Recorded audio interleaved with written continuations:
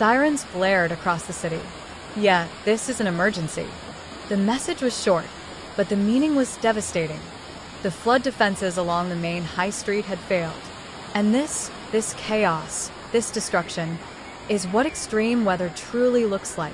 Storm Claudia carved a brutal path through Portugal, Ireland, and the United Kingdom, overwhelming entire communities in a matter of hours. Relentless rainfall hammered the region, turning peaceful rivers into violent torrents, swallowing roads, and crushing the already strained drainage systems. Emergency teams spent the entire night fighting rising waters, while thousands of residents woke to power outages, destroyed roads, blocked neighborhoods, and a level of disruption they had never imagined.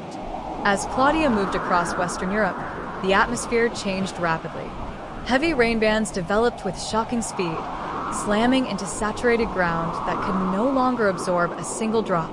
The result was catastrophic. Flash floods tore through valleys, trees collapsed onto cars and homes, and transport networks shut down, disrupting life from tiny rural villages to major urban centers. Oh my God, oh my God. People repeated the same words as they watched water pour into houses, rising past thresholds, climbing staircases, and swallowing furniture. Flood barriers didn't just fail, they were crushed. Streets disappeared underground, churning water. Businesses that had stood for decades were instantly ruined. Families watched everything they owned drift away in the current. In Wales, the situation escalated faster than authorities could respond. Within minutes, entire neighborhoods were underwater. Homes and shops flooded so quickly that a major incident was declared, activating additional rescue units. Emergency crews fought through fast-moving water, using boats and inflatable platforms to reach people trapped inside their homes as raging currents cut off all access points. Monmouth, one of the worst-hit areas, experienced scenes straight out of a disaster film. Streets vanished beneath deep, rolling water. Small shop owners and late-night workers found themselves stranded inside buildings with no safe way out. Multi-agency teams worked for hours in freezing water, knocking on doors, evacuating residents, and trying to stay ahead of the rapidly rising river levels. Officials warned that river gauges were recording values far beyond seasonal norms, levels not seen in years, and in some regions, not seen in decades.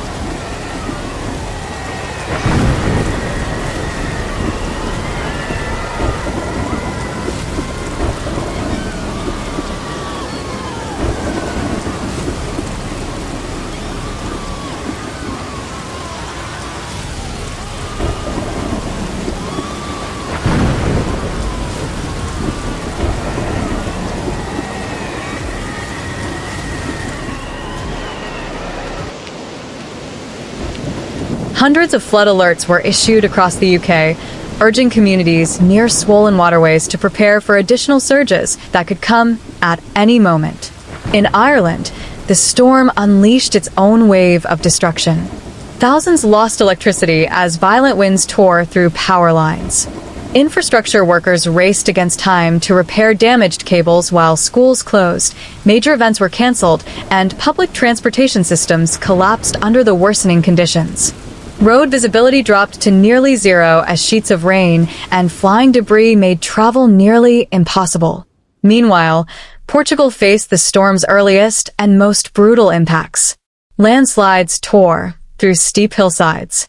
Rivers overflowed with such intensity that entire roads vanished.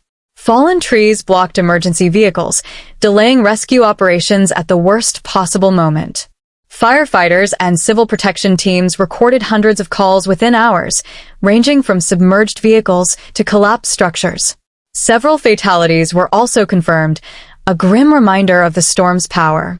Meteorologists shared staggering rainfall totals. Certain parts of South Wales received nearly 60% of an entire month's rainfall in less than one day, an extraordinary amount that made widespread flooding practically unavoidable. And the danger wasn't gone after the rain stopped. Soaked soil continued releasing water into rivers and valleys, meaning the flood threat persisted long after the storm's core drifted away. But nature had one more twist to add. As Claudia weakened, forecasters observed a dramatic shift in the air mass above Europe.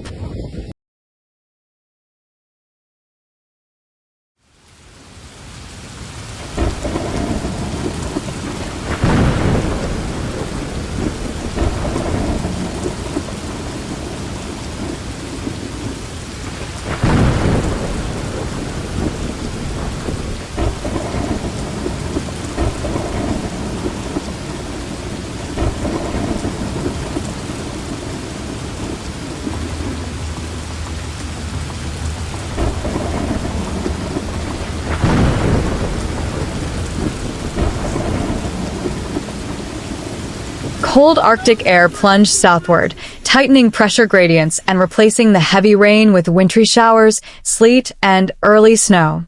Northern and western regions faced bitter winds and icy conditions, while the south braced for the first frost of the season as temperatures dropped sharply.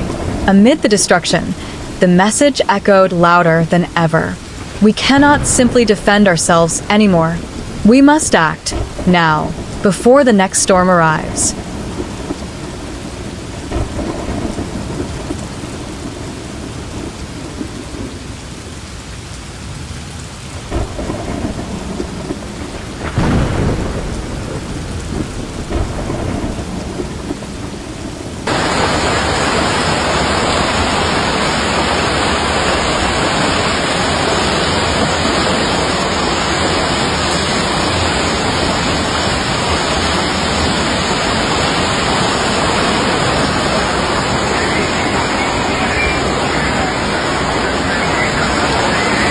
Colin.